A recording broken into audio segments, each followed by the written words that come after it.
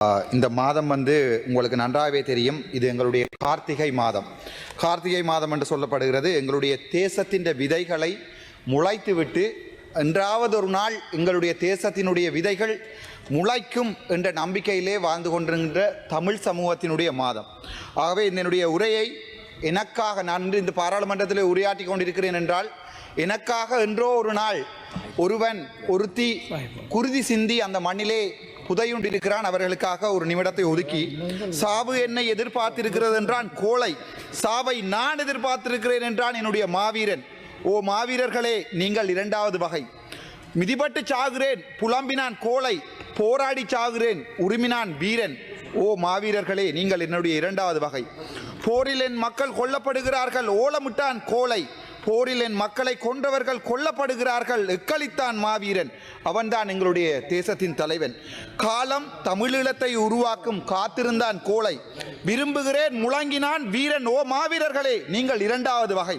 நெஞ்சின் நெருப்போடும் விடிவின் நினைவோடும் நிமிர்வோடும் ஓ மாவீரர்களே, வரலாற்றில் நீங்கள் முதலிடத்தில்.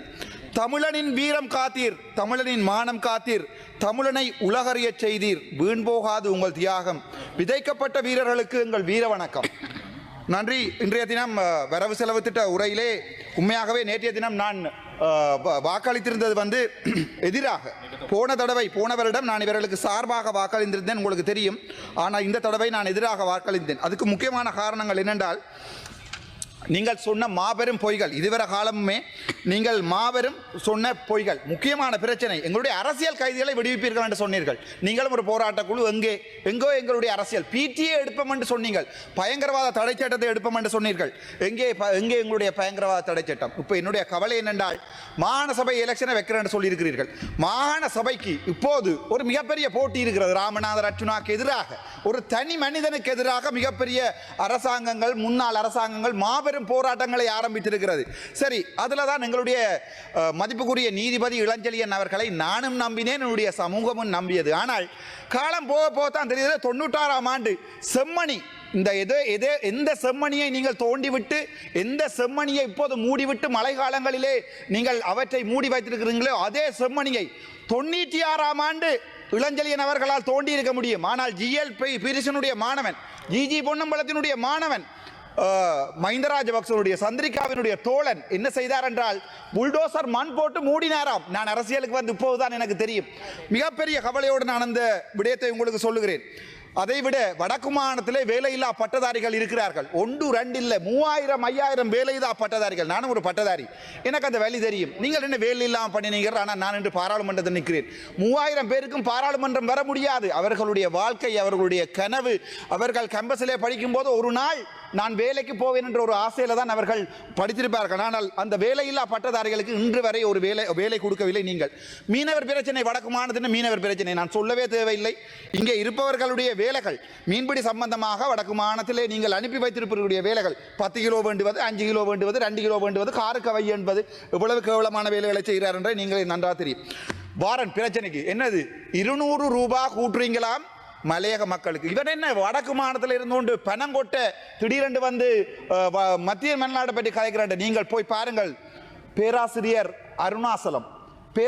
அருணாசலம் என்ற போய் நீங்க இருக்கிறீங்க கணபேர் 14 புத்தகம் என்னுடைய மாமனார் எழுதியிருக்கிறார்.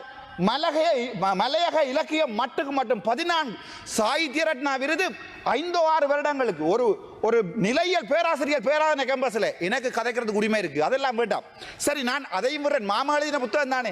2006ஆம் ஆண்டு நான் என்னுடைய சொந்த பைக்கில் ட்ரெயினில் நின்று கொண்டு போய் ஹட்டனில் படிப்பிச்சேன். ஹட்டனில் நீங்கள் எங்கே சொல்ல போறீங்க? என்ன ஹைலாண்ட்ஸ் காலேஜா அல்லது பொஸ்கோவா அல்லது நோவுட்டா மஸ்கலியாவா? எல்லாம் என்னுடைய பாதம் பட்ட இடம். பிரச்சனைக்கு வாரன் அங்கதான் மலையத்திலே என்னுடைய காதலும் இருந்தது, மலையத்திலே என்னுடைய வாழ்க்கையும் இருந்தது. நான் பிரச்சனைக்கு வாரன் 200 ரூபா கொடுக்குறீர்கள். அதில் கொடுக்குற ஒரு ஆள், இதில் மட்டாக்கள் சண்டை பிடிக்கிறீர்கள் 200 ரூபாண்டு. நீங்கள் போட்டிருக்கிறது பிச்சை எடாப்பா. 140 ரூபா 160 ரூபா ஒரு ரூபா தல்பான் 40 ரூபாய் மிச்சக்கு 2 வாழைப்பழம் தாங்க கொண்டால் கடைக்காரன் அடியில் அழியின பிள்ளைங்க தான் தருவான்.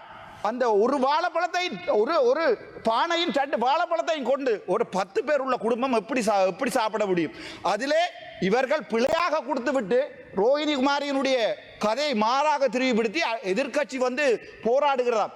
எண்டோ ஒரு நாள் நான் மலையகம் வருவேன். நான் இந்த மலையக அரசியல் எல்லாம் செய்ய ஆசை இல்லை.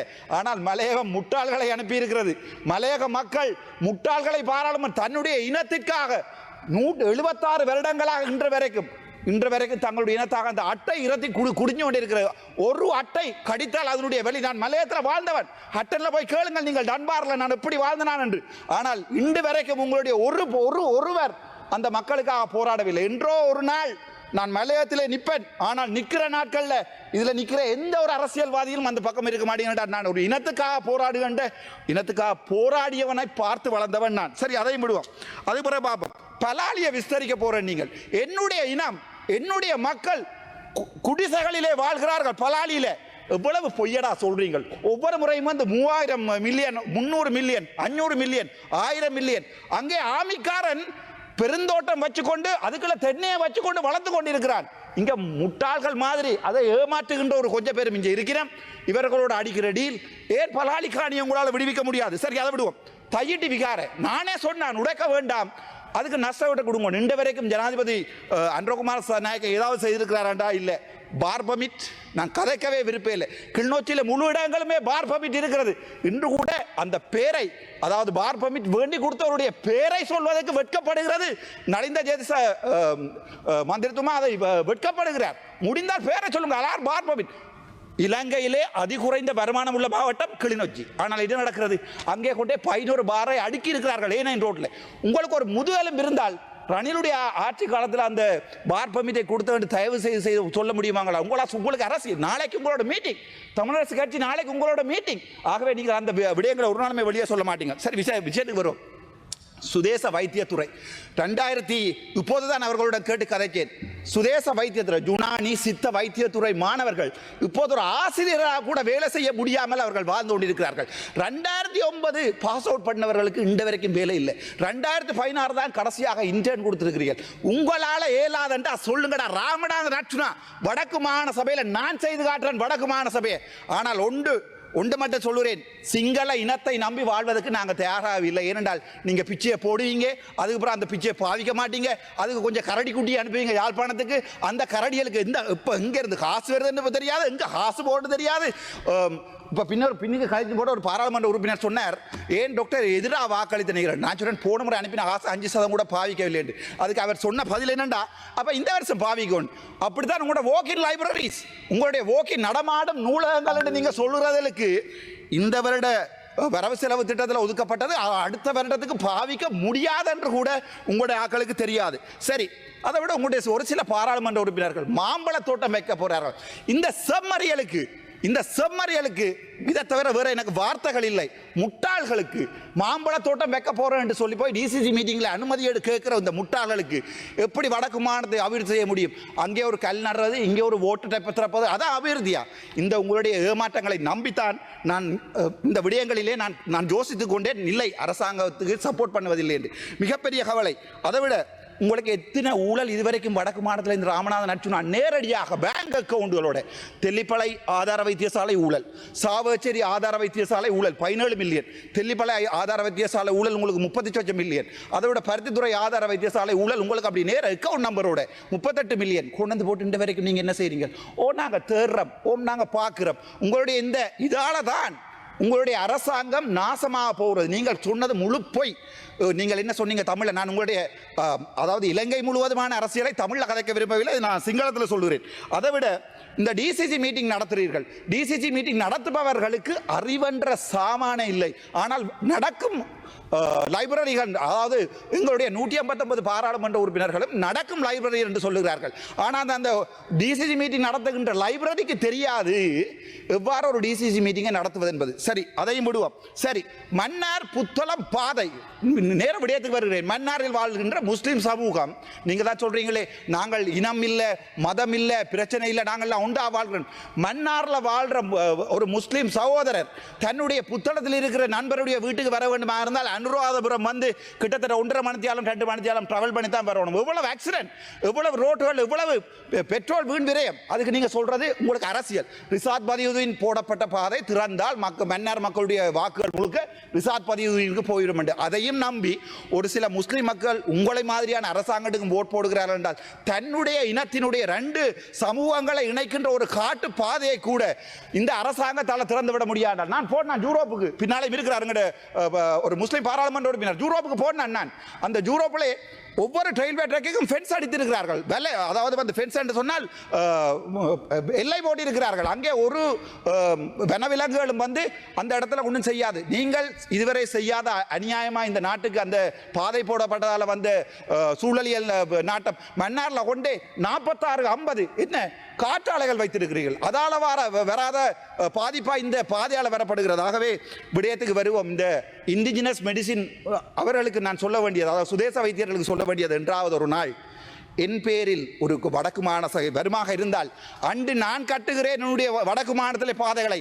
என்னுடைய சகோதரங்கள் எங்களுடைய வெளிநாட்டில் இருக்கிற எங்களுடைய நண்பர்களை கொண்டு, எங்களுடைய புலம்பெயர் மக்களை கொண்டு நாங்கள் வடக்கு மாநிலத்தை அபிவிருத்தி செய்கிறோம். ஆனால் மறுபடியும் அதே வரலாற்று பிழையை இந்த தமிழ் சமூகம் விடுமாக இருந்தால் ராமநாதன் அர்ஜுனாவினுடைய அரசியல் அன்றுதான் கடைசியாக இருக்கும்.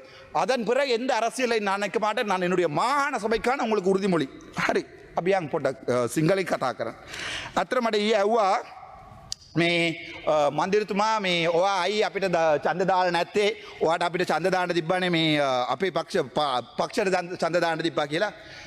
අපි ඊයේ ගියා මේ ඡන්ද ඉවර වෙලා. දැන් ඕගොල්ලෝ දින්නාට පස්සේ අපි පරදුනාට පස්සේ අපිට දුකයිනේ.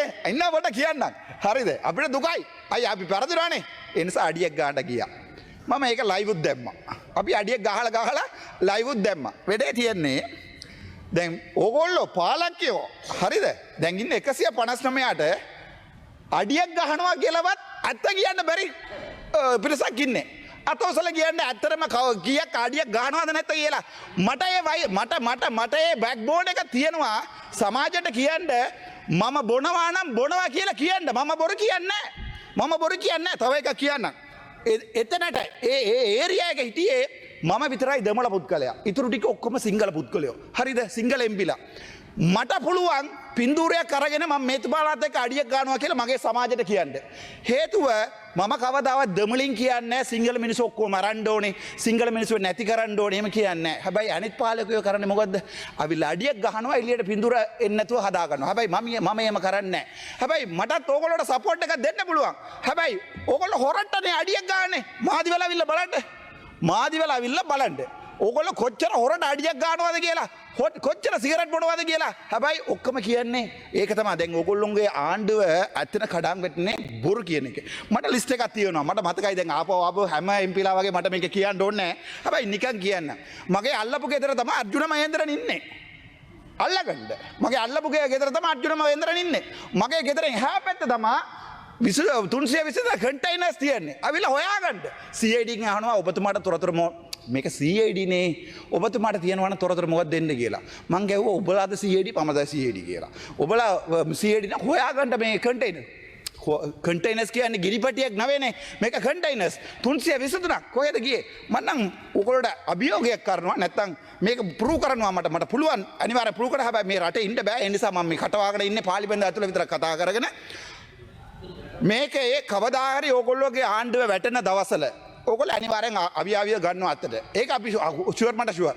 කවදාවත් මේකේ ඉස්සරහට ඕගොල්ලෝ වැටෙන දවසල අවියාවියක් ගන්නවා 80ට 89 වගේ. මේක නැත්තම් කියන්න දැන් කෝ ඒ අවියාවිය කියලා, කෝ අවර් කන්ටේනර්ස් කියලා. ඒවා කියන්න බෑ. ඒවා ඔයාලට කියන්න බැරි වෙලා තියෙන්නේ. ඕගොල්ලෝම දැන් නිකන් කියන්නකෝ මම දැන් පාර යනවා ජලෝ ලයින් එකේ වාහනය නවත්තනවා. ඊට පස්සේ නිලධාරියා ඇවිල්ලා අහනවා අයි මෙතන නවතුනේ මගේ වාහනේ කැඩුනොත් මෙතන නවත්තනවා මගේ ඔළුවට නවත්තන්නද කියලා. ඒ වීඩියෝ එකට මාව අරස් කරලා දැම්මා මේ හුසාවේ.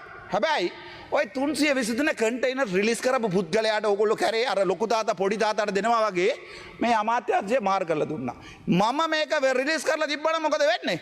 මේ වෙලාවට මාව මරලත් ඉවරයි ඕගොල්ලෝ. ඒ නිසා පොඩ්ඩක් හර්ධදාසි මම දන්නේ හර්ධ සාක්ෂියක් ඕගොල්ලෝට තියෙනවාද කියලා මම විශ්වාස කරන්නේ නැහැ. තිප්පුත් අත දාලා බලන්න. හරිද? හරි. දැන් සමහර කිව්වානේ උගණ්ඩාවේ සල්ලි ගෙන්න ඕනේ නැත කියලා. මං ඉතින් තාම බාත්රූම් එකේ කියනවා ඇති උගණ්ඩාව සල්ලි ගෙයින් ඩෝන් නැත කියලා. කෝ උගණ්ඩාව සල්ලි ඔගොල්ලෝ දැන් ලක්ෂ දැන් මං ආයෙ කියන්න ඕනේ ලක්ෂ 20 මේ විට්ස් එක කොහෙද කියලා ටයර්වත් ගන්න බෑ. ඒ තරමට ඔයගොල්ලෝ ආර්ථිකේ හදනවා නේද ඔයගොල්ලෝ? හදාගන්න. හැබැයි මම එක කියන්නම්. ඊට වඩා ටිකක් තියනවා කියන්න. ඔයගොල්ලෝ කිව්වා Prevention of Terrorism Act එක ගන්නවා කියලා ඒ වෙනුවට හොඳ ඇක්ට් එකක්. ඒක අපේව ඉලක්ක කරගෙන කරපු එකක්. මම හැමදාම අවිල්ලා මේ පාර්ලිමේන්තුව කියන්නේ මගේ දෙයියෝ ප්‍රභාකරන් මම ප්‍රභාකරන්ට මැරෙන්න කැමැති මම යාගේ වෙනුවට මැරෙනවා එහෙම කියලා ප්‍රහාස කරනකොට ඕගොල්ලෝ කියන්නේ මම කොටි කියලා. හරි. දැන් සමාජය ඇතුලේ ගොඩක් අය කමෙන්ට් කරන්නේ ඌ කොටි කියලා. දැන් මම ඇත්ත කියන්නම් අයි ප්‍රභාකරන් කියන මම මේම ප්‍රකාශයක් කරන්න කියලා. මගේ වෙනුවට මගේ මිනිසුන්ව වෙනුවට එක්කෙනෙක් දෙන්නෙක් නැවේ 44000ක් මරලා තියෙනවා. ඒ මිනිස්සු මරනකොට ඒ මිනිස්සු හිතනවාද අර්චුනා රාමනාഥන් පාර්ලිමේන්තුව ඇවිල්ලා ඒගොල්ලෝ පාවල දෙනවා කියලා. ඒ මිනිස්සු විශ්වාසය ඇති මරුණා.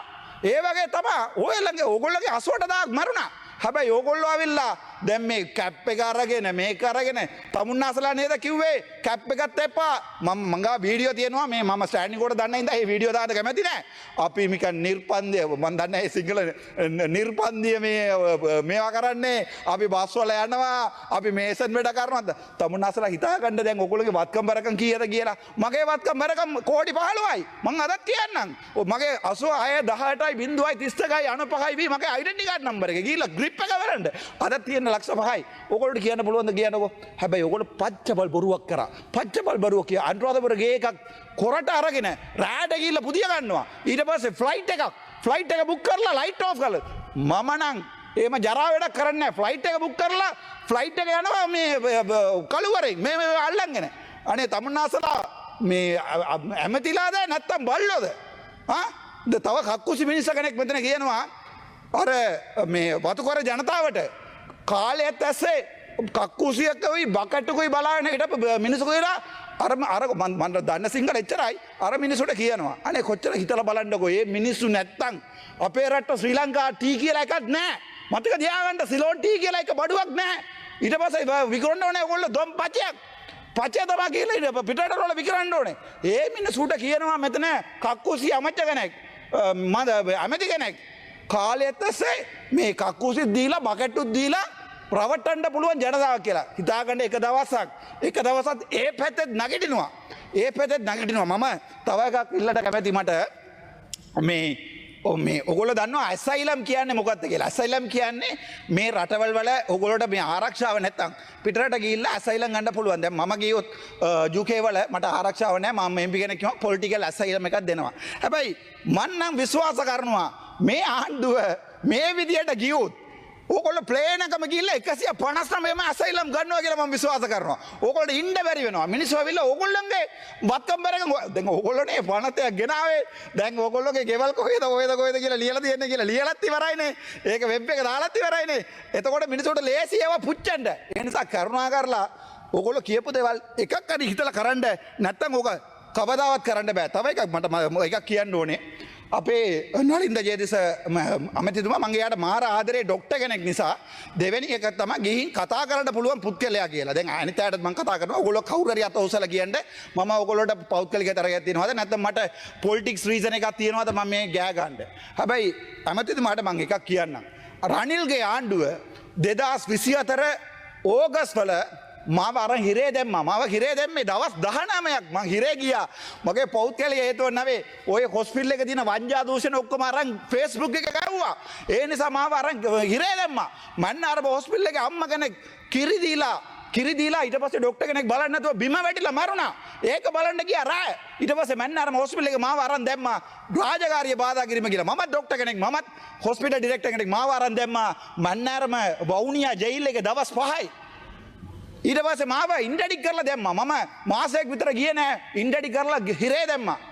ඕගොල්ලෝ දන්නවා දැන් අපේ ඩිපියුටි මිනිස්ටර් දිනුවා එක්කෙනෙක් බෙඩට එන්නේ නැත්නම් අනිද්දා උදේ VOP එකක් ගහන්න ඕනේ. අද වෙනකල් ඕගොල්ලෝ මට VOP ගාලා නැහැ. හේතුව මගේ නඩුවක් යනවා දැන් කෝට් ඔෆ් අපීල් එකේ මගේ නඩුවක් යනවා. ඕගොල්ලෝගේ දැන් ලොකු ප්‍රශ්නේ මමනේ. ඒ නිසා ඕගොල්ලෝ කවදාවත් ඒ විදියට හරි විදියට ක්‍රියාත්මක කරන්නේ නැහැ. එදාට ඕගොල්ලෝම අමාත්‍යාංශයේ සෞඛ්‍ය අමාත්‍යාංශයේ මට VOP ගැව්වා නම් අද මට පතා පාර්ලිමේන්තුවේ දිගට එන්න පුළුවන්. දැන් පුළුවන් ඕගොල්ලෝට මට VOP ගහන්න. හැබැයි ඕගොල්ලෝ මේ නඩුව පාවිච්චි කරනවා. නඩුව පාවිච්චි කරලා මාව එළියට දානවා. එතකොට මේ පැත්තට ගෑ ගන්න කවුරුත් නැහැ. ඕගොල්ලෝට ඕන එකක් කරගන්න පුළුවන්. මට මාර දුකයි. හැබැයි මට ඊයේ කෝල් එකක් ආවා. මනෝජ් කාර්යවස. මල්ලි මං ඔයාලට පොඩ්ඩක් කතා කරන්න ඕන කියලා. මල්ලි අවුලක් නැද්ද කියලා. මාත් එක්ක ඇඩ්මින් කිටපු ડોක්ටර් කෙනෙක්. මගේ බැච් එකේ 26 දෙනාම මම පාස් කරලා දුන්නා 6-7 දෙනෙකුට රිසර්ච් එකක් කරලා. අන්තිමට අර රනිල්ගේ ඒ ප්‍රශ්න නිසා මම රිලින්ගුයිස්මන්ට් කියලා වර්ඩ් එකට ඇබ්ස්ටයින් කියලා වර්ඩ් එක මාර කරා කියලා රිසර්ච් එක ටොපික් එක මාර කරා කියලා මාව MSc ෆේල් කරලා දුන්නා. මම බැච් ස්ටොප් වෙනවා කියලා කටියක දාගෙන හිටියා. හැබැයි රනිල් වික්‍රමසිංහ කිව්වා ඌ ෆේල් කරලා දාන්න කියලා මෙඩිකල් ඇඩ්මින් එකේ. මම ආයෙ පැත්ත බලාද්දර යන්න PGA Post Graduate Institute of Medicine. මම ඊට පස්සේ VC ට කතා කරා. මං කිව්වා රිසර්ච් එකේ නම වෙනස් කරන්න එක වර්ඩ් එකක් රිලින්ගුයිස්මන්ට් කියලා වර්ඩ් එකක් මාර කරපුවා මගේ රිසර්ච් එක ෆේල් කරලා දිනවා. හැබැයි මම විතරයි ඒ බැච් එක ෆේල්. මගේ හැමෝම පාස්. ඊයේ මට කෝලයක් ආවා. මල්ලි ඔයා ඒ කාලේ හැමෝම පාස් වෙන්න ඕන කියලා කොච්චර වැඩ කරාද? රිපීට් එක ඔක්කොම ගොඩ මල්ලියා කියලා ඔක්කොම අඩනවා ෆෝන් එකේ. මං කිව්වා මම ෆේල් කියලා හිතන්න එපා. මං දැන් මේ පාර්ලිමේන්තුවට ඇවිල්ලා ඉන්නේ ආයේ CM පෝස්ට් එකකට යන්න පුළුවන් මට. ඒ නිසා අයියා මට ෆේල් කියලා හිතන්න එපා කියලා ඒ හිතවත ඔක්කොම ටික සිංහල මිනිස්සු. දැන් කියන්නේ මට පුළුවන් නම් මම විතරයි මේ පාර්ලිමේන්තුව ඇතුළේ අවිල්ලා ප්‍රභාකරන් රස්තවාදී නෑ අපේ දෙයියෝ කියලා කියන්නේ. හැබැයි මට පාරේ යන්න පුළුවන්. මං කියලා කොත්තු කඩේන් කොත්තු ගත්තොත් මිනිස්සු කියන්නේ ડોක්ටර් අපේ මන්ත්‍රීතුමා නේද සල්ලි එපා කියලා. ඒ තුප්පත් මිනිස්සු. ඒගොල්ලොන්ගේ හිතේ තියෙන සිංහල මිනිස්සු ඕන්න මාව මරන්න පුළුවන්. මම මේ ඇවිදින්නේ කිසි ආරක්ෂාවක් නැතුව අපේ රට ඇතුලේ. හැබැයි ඕගොල්ලෝ ඇමතිලා අකමැතිලා ඊට පස්සේ ජනාධිපතිතුමාලා මොනවද කිව්වේ? අපි නිර්බන්ධය නියෝග කරනවා ඒ නිසා අපි යනවා නිකන් කියලා. දැන් යන්නේ V8 එකේ. දැන් යන්නේ දැන් මම කැන්ටිමට ගිහලා බලන්නකෝ ඩිපියුටි කවුද මේ ප්‍රයිම් මිනිස්ටර් ඉන්න වෙලාවේ කොච්චර කට්ටිය ඉනවද කියලා ආරක්ෂාවට.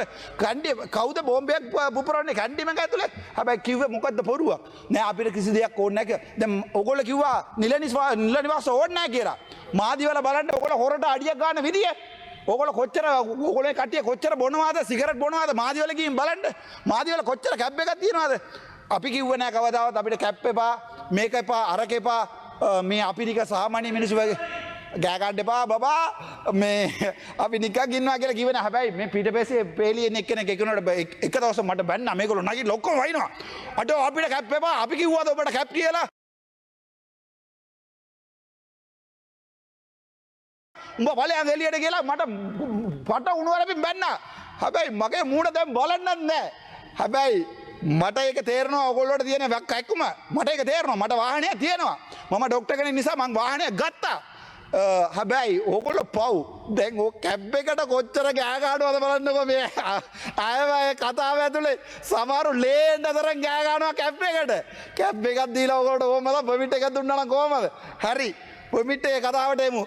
ජනාධිපතිතුමාගේ කතාවක් තියෙනවා. ඩොක්ටර්ස්ලා කියන්නේ ලොකු පිරිසක්. මේ අපේ සමාජයට සේවාව කරන පිරිසු ඒගොල්ලෝගේ පොමිට් එක අත දාන්න එපා. ඒක අත දාන්න දෙන්නේ නැහැ කියලා මේ පුටුවේ ඉඳන් කතා කරපු කතාවක් තියෙනවා. දැන් බලන්න ගිහිල්ලා අපි එහෙම කැබ් දෙන්න ආණ්ඩුවක් නැවේ කියලා. ඒක තමයි කියන්නේ බලයට එනකම් පට්ටබල්. දැන් ඔක්කොම බිම බලාගෙන ඉන්නේ. එක්කෙනෙකුටවත් මගේ මූණ බලාගන්න බැරි වෙලා තියන්නේ. ඔක්කොම ෆෝන් වලින් වැඩ සමහරු නිදි. හරිද? අයියෝ ඔයගොල්ලෝ ඩොක්ටර්ස්ලාට පොමිට් එකක් දෙන්න බැරි.